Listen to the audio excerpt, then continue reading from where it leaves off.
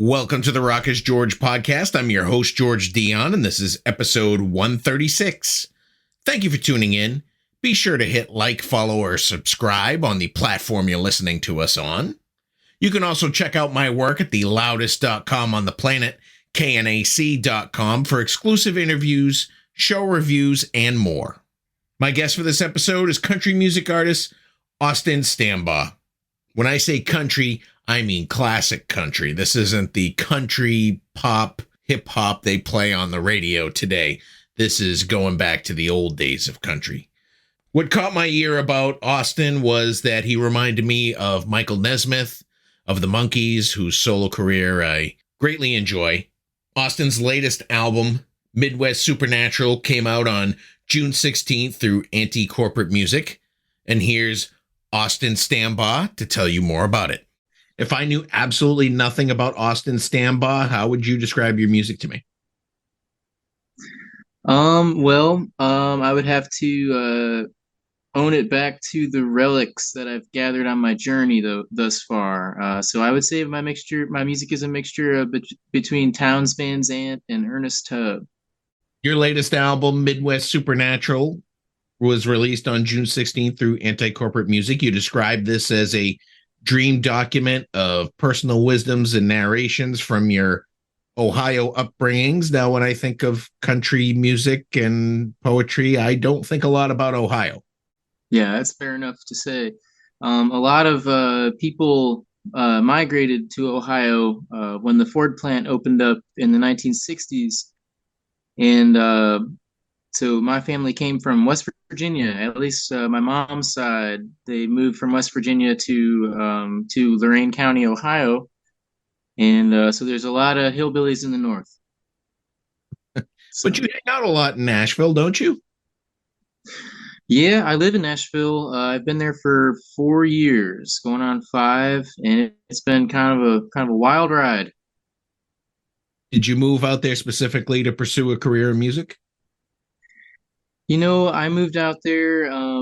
I would say, I just always knew that music was something that I needed to do when I was a kid, but I also just I just moved out there to be around like-minded people. I was kind of living in Cleveland and even in Asheville, North Carolina, or anywhere else I had lived. I kind of felt like a freak, like nobody really had the same, nobody just like talks about random Bob Dylan lyrics in Cleveland, maybe only a few of us, but it's like Nashville is just kind of more of a extroverted kind of weird.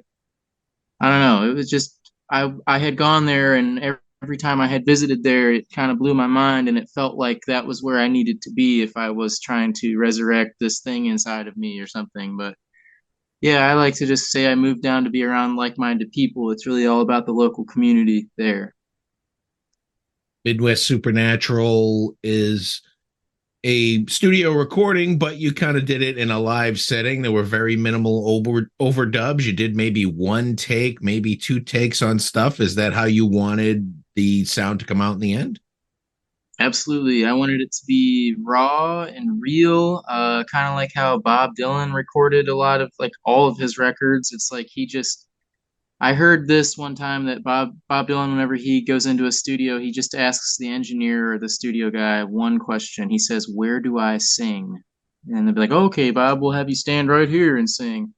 And Bob just goes into it and just sings. And so there's something really magical about his recordings and about music like that. I feel like if I just put everything I had into it for just the 2 days that we were in the studio, that what I would get back would be something that I couldn't duplicate, or my brain couldn't allow myself to hate it. It's like I had to respect it that way, and so I tried to get in really fast. I didn't let things sandbag and take too long, and I didn't have enough time to doubt anything. So that was how I wanted the record to be. I wanted it to be as cheap as possible, but obviously like pay everybody and the musicians, and I wanted to go in and just do it. And that was what we did. So You were backed up by a who's who of quality musicians, from John McTeague, Jared Manzo, Derek Pell, and Stephen Tebbs Carney. How did you assemble this all-star backing band?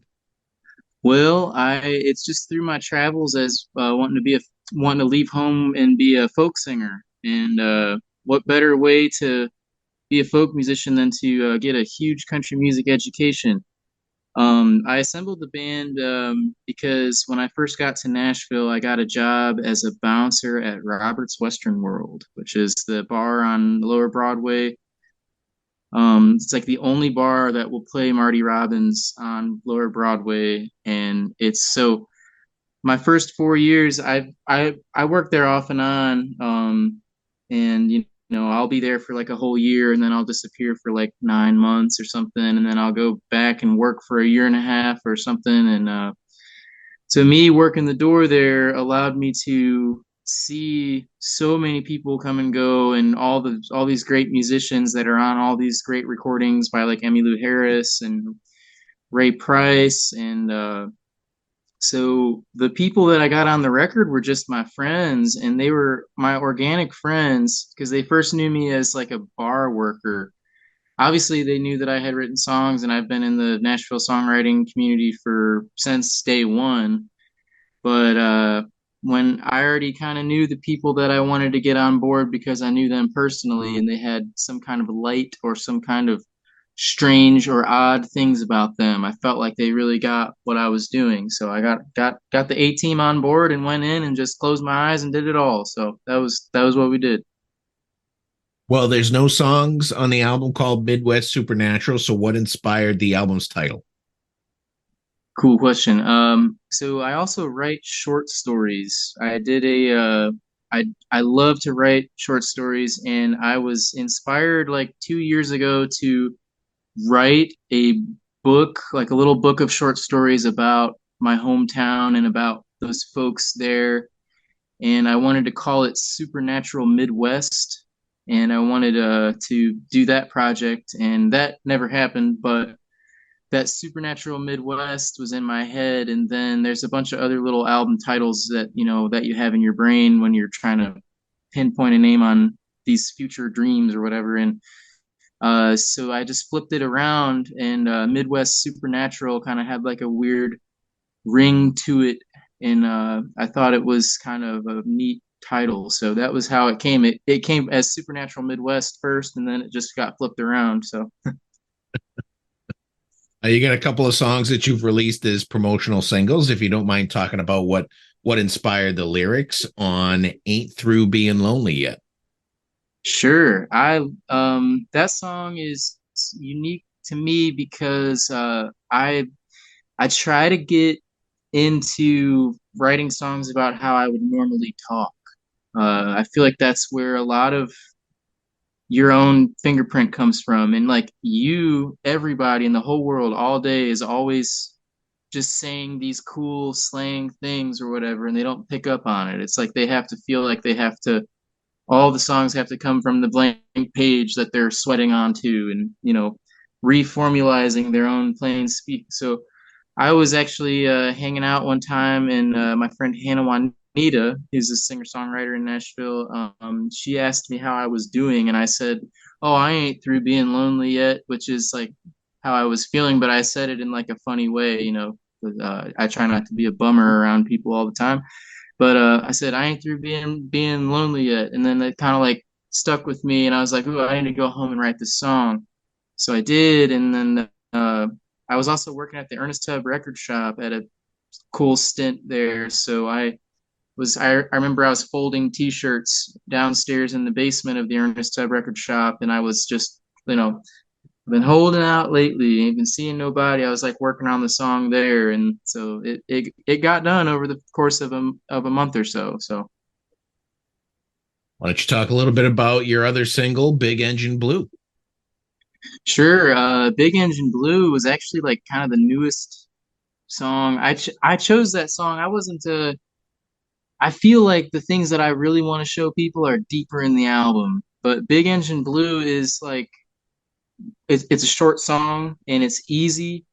It's primary colors. I was listening to a lot of Roger Miller, and one day I was just out sitting out back in the sunroom at this small house I used to live in, and it was just last winter time, maybe like 6 months ago now. to look back on.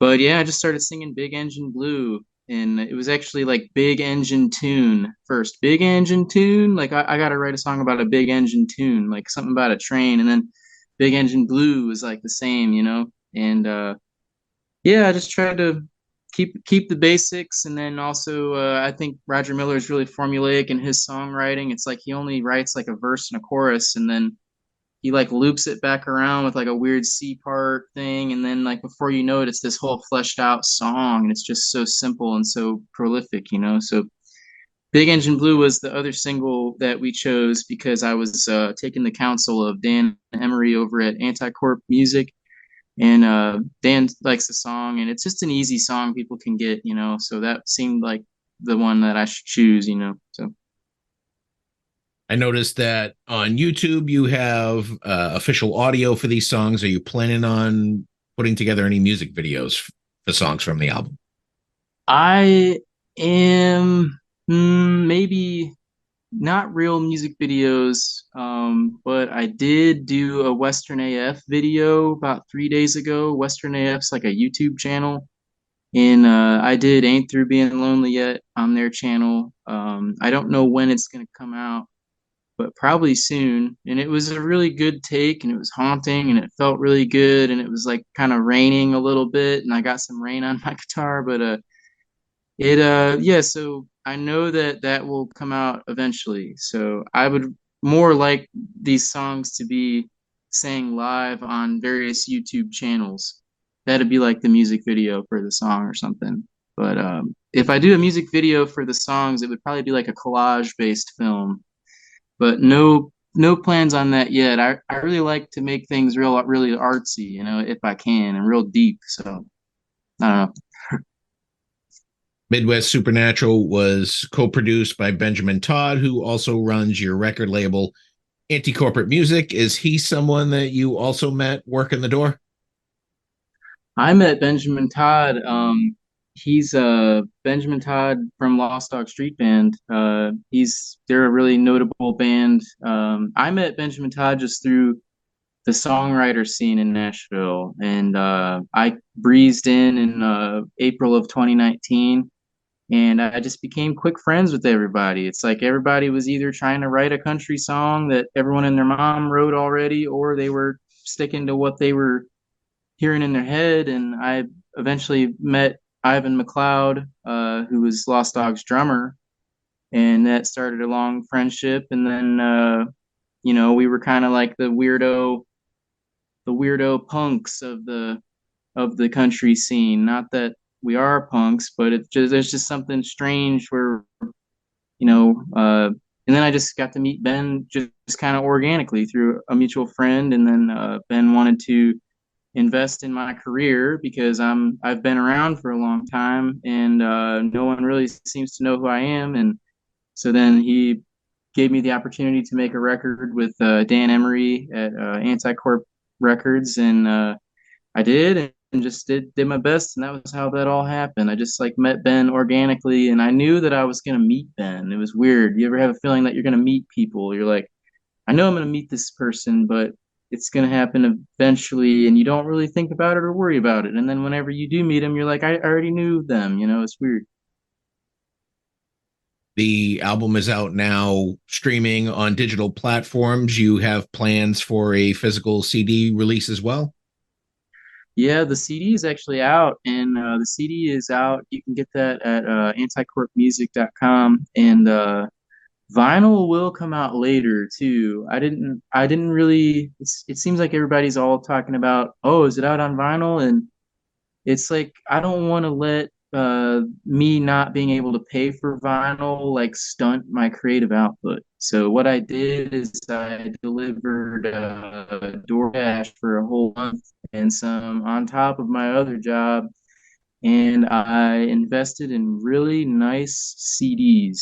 CDs that have like uncoated paper and like all the lyrics on the inside, and like I wanted to go the extra mile, get like shrink wrap and a sticker on it so that like if it's going to be an obsolete format anyway, it's like I might as well give the people more than they would normally get just streaming it.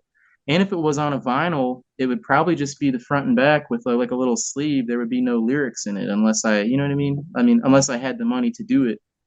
But I think I'm in talks with trying to find like a grant through doing vinyl, and maybe they'll all get reissued later. But I have hope that they will be on vinyl someday.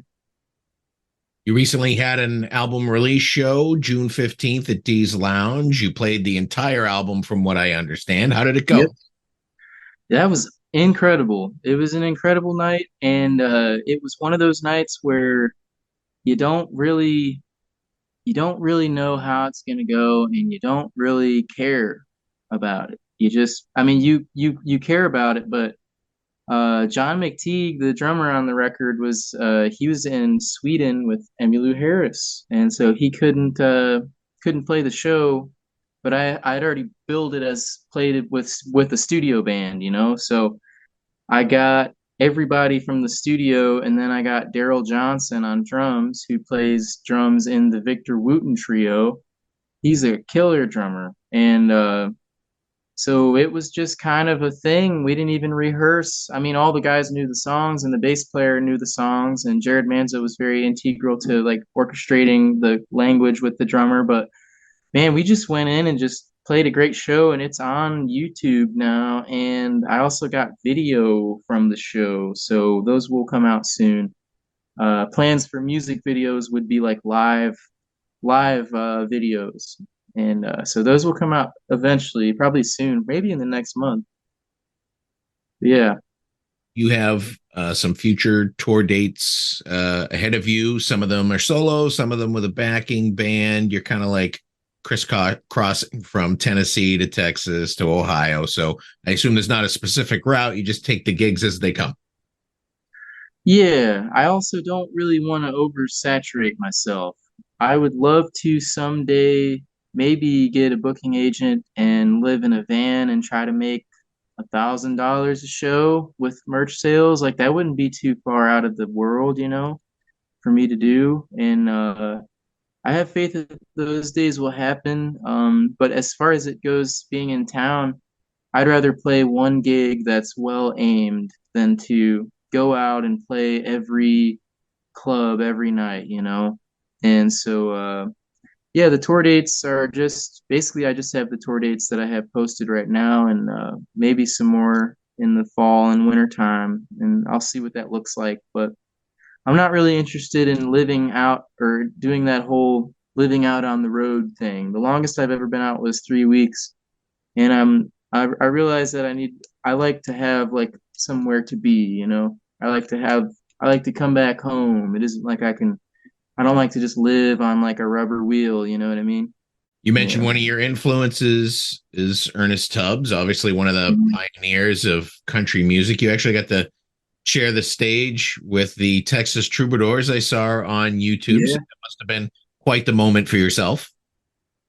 That really was, and I don't, it doesn't seem like I talk about that as much as I really should. It was just one of those weird things that happened last summer. I always love to hang out with old people. I'm a big advocate for old people. I don't know what it is. They're just so real. They're not trying to be anything and like, I always feel that way too, like hanging out with my grandparents growing up. And so whenever I moved to Nashville, I got to meet this guy named Lynn Owsley, and I was just telling jokes to a random person at a bar, and it was Lynn next to me, and he was Ernest Tubbs' steel player. It was his last steel player, from '69 to '84, and that started just a relationship of me being interested in country music history, but also just hanging out with Lynn. Lynn would take me out gambling with him, and like I didn't have any money to gamble, but I'd hang out and smoke cigarettes and just be one of the guys, you know.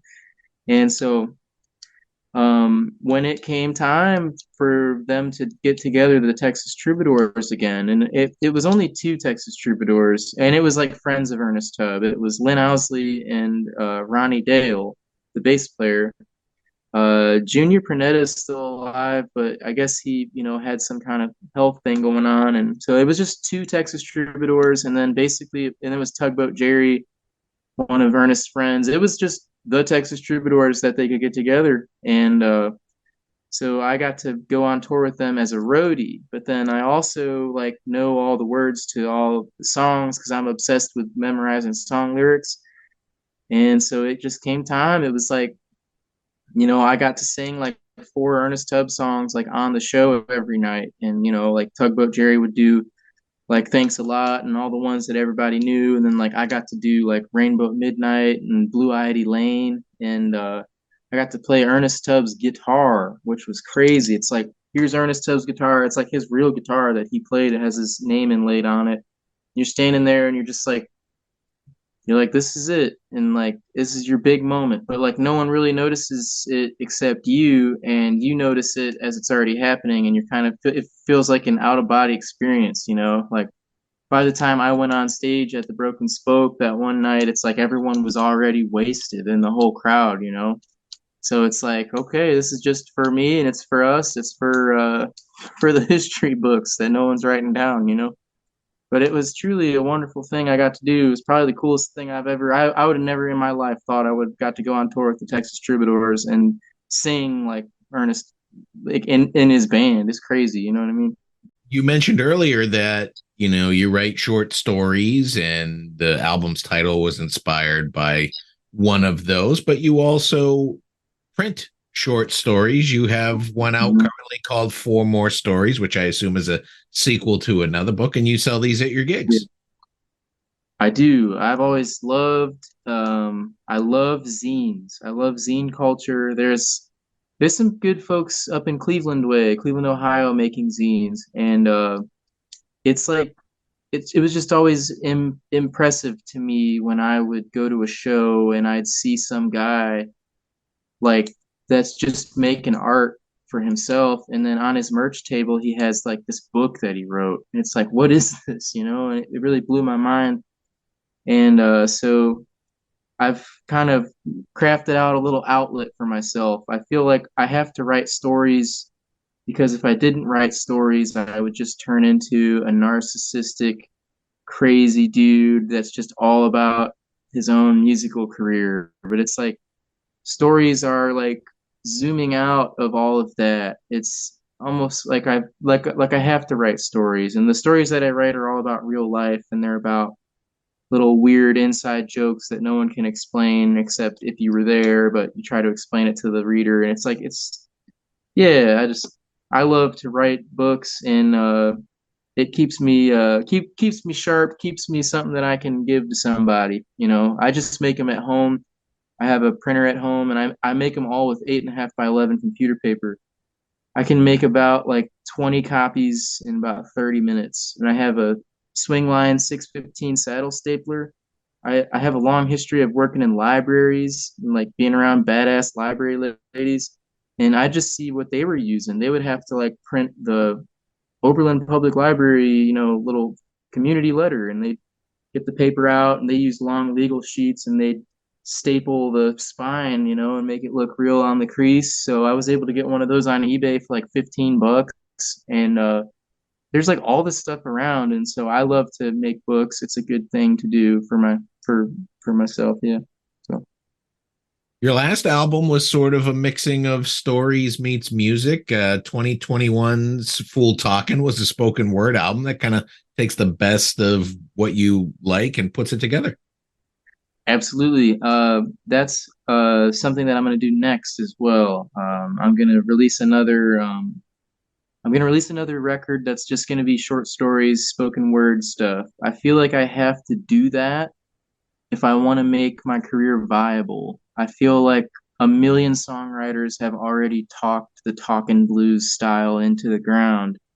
And if I want to stand out, I have to go with my gut and I have to interpret stories through a guitar. And I feel like me wanting to do that record next will act as like a midpoint between my next album. So that's just what I plan on doing. I plan on releasing a bunch of story albums. I love them. I don't feel like anybody does them, and people that do hear them like really, if they really like it, then they really like it, and if they don't like it, it's just because it's just like too out there. I would consider your music classic country. What do you think of modern country today? It doesn't really sound anything like what you're doing. No, modern country today is they've modern country today is like they want you interchangeable. It's almost like it's uh it's just stuff that exists to make money. I'm pretty sure it's just following the forward expansion of this big cash crop. And I don't really dig any of the country music that's coming out now. Like, and even just working and living in Nashville, it's like when I used to leave Robert's Western World every day and go walk to my car a mile away where they had free parking, I just pass all these clubs and it would just be like Nashville is a place for wedding bands. They want you up there on stage and they want you to be able to play Don't Stop Believin' by Journey. And I love Journey. They want you to be able to play the newest Luke Bryan song because they want you to serve their customer. And their customer is some guy, some people that are just there to copy and paste the same party that they have in their own hometown in the middle of nowhere. It's like nobody's looking to learn anything. And like they just want you to be something that someone will invest in or something. It's like I don't feel like there's any like real out of the box, like kind of looking inside yourself kind of music. I mean, there is, but it's just such a vast thing. Like, obviously, like, I don't listen to any of the new stuff. And even some of the bands that they're putting on the Grand Ole Opry, like, are kind of lame, you know? It's like, I don't know. Nobody knows where to get to the heart of what they're looking for because nobody's informed about what's happening. I don't know. I wish I had a better way to know what was really going on, but yeah, new country today is it's not really my thing, and if it is your thing, then that's good. And I feel like we need to be more true to ourselves and kind of look back on our history as a mythology and write timeless things from that. I mean, everyone's so unique, but like they get away from themselves when they think that they have to move away from daddy's farm and be someone that someone has to invest in, and like they think that there's like I don't know, a lot of it just exists to make money, I feel, and they're appealing to the lowest common denominator, it seems. But also, I'm on my high horse and I'm not even really anywhere myself, so I don't really hang out with those people, and I see them a lot, and it's I don't know, it's just not really for me. Anyway. It seems like they've co-opted the hip hop and pop formulas. I mean, a lot of the songs, the cadence now, it mimics hip hop and rap a Yeah. little bit, and there's sort of that pop dancey feel when it comes to crafting the music in today's country. I feel. Mhm. It is, and that's cool, and I can tell the difference when somebody's singing it and they mean it. And I can also tell the difference when the music is written to a formula to appeal to pretty girls who don't listen to music. You know what I mean? I don't know. I don't know. Fair enough. Yeah. Well, those are all the questions I have for you today, Austin. Your latest album, Midwest Supernatural, is out now on Anti-Corporate Music. Sounds great, and I want to thank you for taking the time to educate me more about it. Yes, and thank you for wanting to do the podcast, and thank you for the reschedule as well. I really, really appreciate it. And yeah, I'm here in Austin, Texas right now.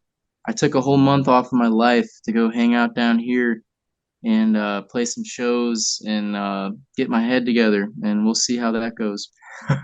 Hey, maybe something out there will inspire the next album. I hope so. That's what I'm trying to do. Trying to get back in the studio this winter time when everyone's off the road, and then go do another one. Exactly. Keep grinding it, So man. okay, thank you so much, George. Best of luck with everything. Take care. Appreciate it. You too. Take care. Once again, I want to thank Austin Stambaugh for coming on the Rock is George podcast. Be sure to check out his latest album, Midwest Supernatural, out now through Anti-Corporate Music. Head over to your favorite music streaming platform. Take a listen to the album. If you like what you hear, buy a physical copy. Support the artist. For all things Austin Stambaugh, head over to his Facebook page /Austin Stambaugh Official. I also want to thank David Brenner of Earsplit PR and Anti-Corporate Music for making this interview possible. You've been great. I've been George Dionne. Discover your next favorite artist on the Rock is George podcast.